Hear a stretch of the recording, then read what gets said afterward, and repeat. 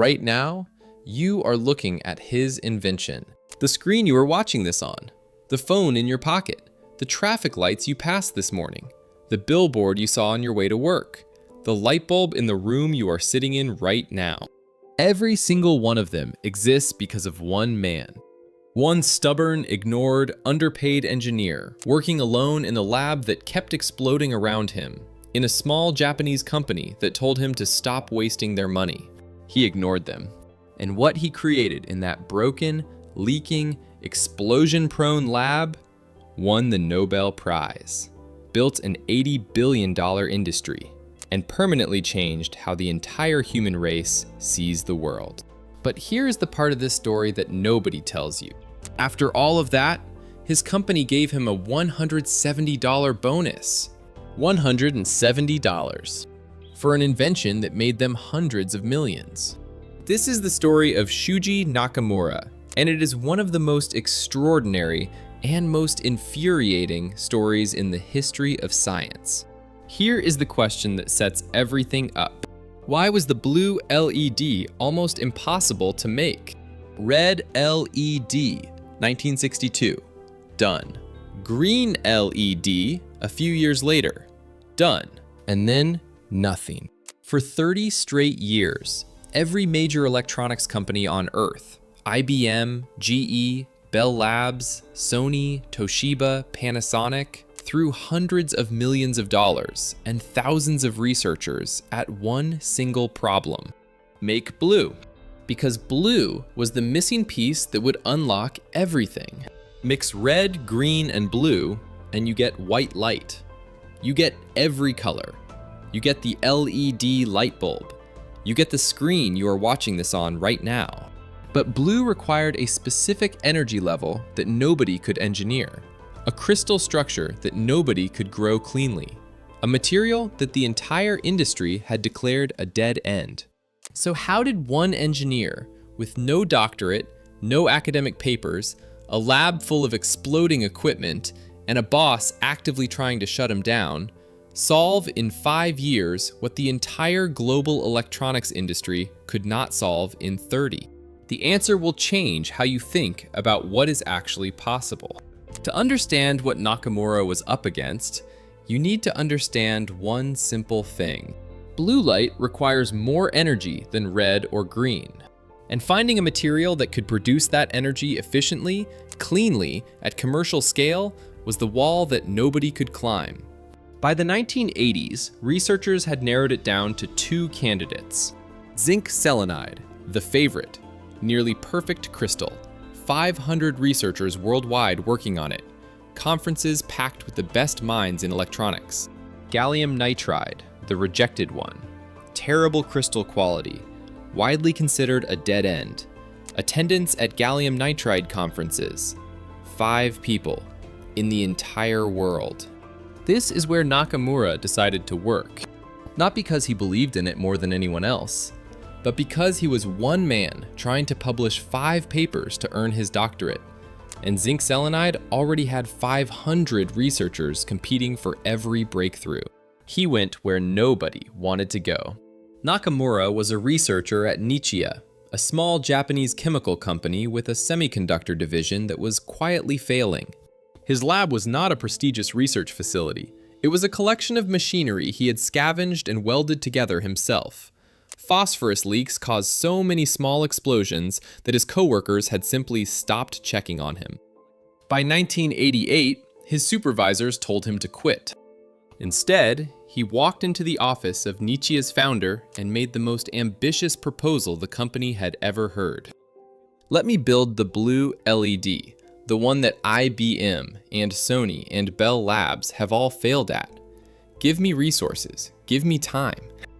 The founder, a risk taker himself, said yes.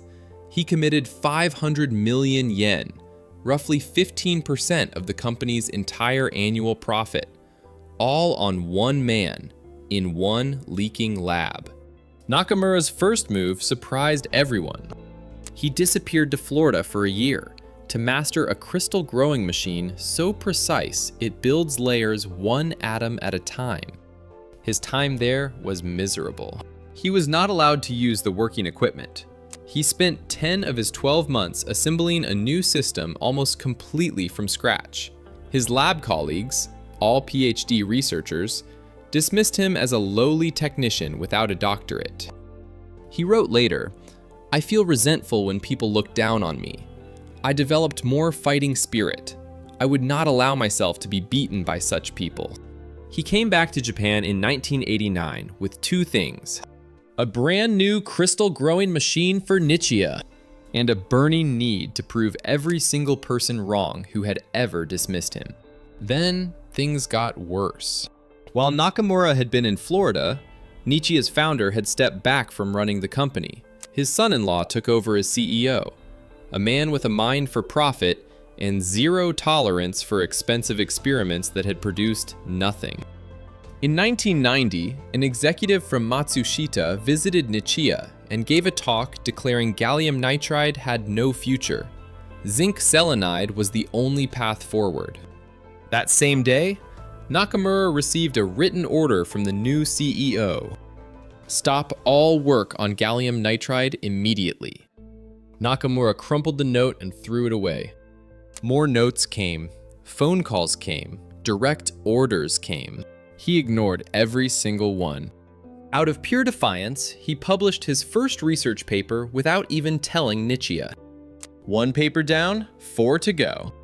Back in his lab, he was facing 3 separate walls that nobody in the world had climbed yet. Wall 1. Growing clean gallium nitride crystal without defects that would kill the light. Wall 2. Creating the positive semiconductor layer that every LED needs to function. Nobody had ever successfully made it from gallium nitride. Wall 3. Reaching a brightness level high enough for commercial use. The best prototype in the world at that time was 50 times too dim. 3 problems. Each one had defeated the entire global industry for decades. Nakamura was going to solve all 3, alone, while his CEO was actively ordering him to stop. The first breakthrough came on a winter day in late 1990. Nakamura had spent a year and a half dismantling his crystal growing machine and rebuilding it from scratch, adding a second nozzle that nobody in the field had ever tried before. Every scientist before him had avoided this approach, convinced it would ruin the crystal. He tested it anyway. The crystal that came out was 4 times better than anything ever produced before. He called it the most exciting day of his life. The second breakthrough came from a simple observation that everyone else had overcomplicated. The positive semiconductor layer had been activated before, but only by bombarding crystals with electron beams. It worked, but it was impossibly slow for any real production, and nobody understood why it worked. Nakamura suspected the beam was just delivering energy, nothing more special than that. He tried simply heating the crystal instead. It worked better, faster, and it could be scaled to produce millions of units. And it revealed why this had been unsolvable for 20 years. Tiny hydrogen atoms had been sneaking into the crystal during the growing process, blocking the very holes that made the positive layer work. Heat pushed them out. The holes opened. The material finally behaved the way it needed to. 20 years of failure, explained by heat. The third wall required one final piece. Nakamura needed a thin bridge layer at the heart of the LED, a material that would force more electrons to release their energy as light instead of escaping as heat. Everyone said the material for that bridge could not be grown. The 2 components simply would not combine. Nakamura forced the issue, pushing his machine to its absolute limits until enough material stuck. It worked. He'd built the bridge layer in. Electrons overflowed. He added one more blocking layer above it to contain them. By 1992, Shuji Nakamura stood in his explosion-prone lab in a small Japanese company and switched on the world's first true blue LED. Brightness, over 100 times stronger than any previous attempt. Perfectly blue. Commercially viable. He walked to his CEO's office, the same man who had been ordering him to stop for 2 years. He switched it on. The CEO looked at the blue light and said, "This is great." The electronics industry reacted like a thunderclap. A researcher at Toshiba said publicly, everyone was caught with their pants down. The industry that had laughed at gallium nitride was now built on it. Within 3 years, Nichia's revenue had nearly doubled, all because one man kept throwing away notes that said stop. In 1996, Nichia added a yellow coating over a blue LED. That coating absorbed the blue light and released it as a full spectrum of visible color. White light from an LED for the first time in human history. The light bulb, invented in 1879, had finally met its replacement. In 2010, 1% of residential lighting worldwide was LED. By 2022, more than half. Within the next 10 years, experts project nearly all lighting on Earth will be LED. The energy impact is almost impossible to process. Lighting accounts for 5% of all global carbon emissions. A full switch to LEDs could eliminate 1.4 billion tons of CO2 every single year. That is the equivalent of taking nearly half the cars on Earth off the road. Forever. And Shuji Nakamura, the man who made all of this happen, received a $170 bonus per patent. He eventually sued Nichia. The courts ruled in his favor. Nichia appealed. The case settled for $8 million, just enough to cover his legal fees. In 2014, Nakamura was awarded the Nobel Prize in Physics. The same company that tried to fire him, the same lab that kept exploding, the same research that 3 different CEOs tried to shut down. Nobel Prize.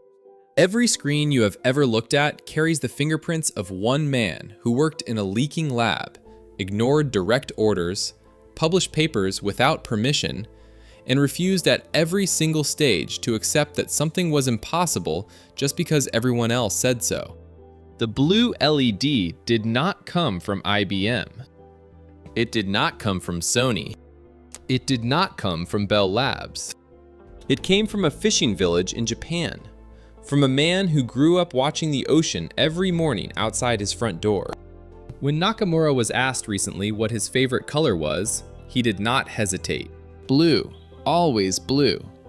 From before the LED, from childhood. He spent 30 years making the rest of the world see what he had always seen. If this story changed how you see the world around you, subscribe right now, because every week we cover stories exactly this extraordinary. And if you want to see what one discovery built from this blue LED, a technology now sitting inside the pocket of every person on Earth, that video is ready for you right now. Click it. Keep watching.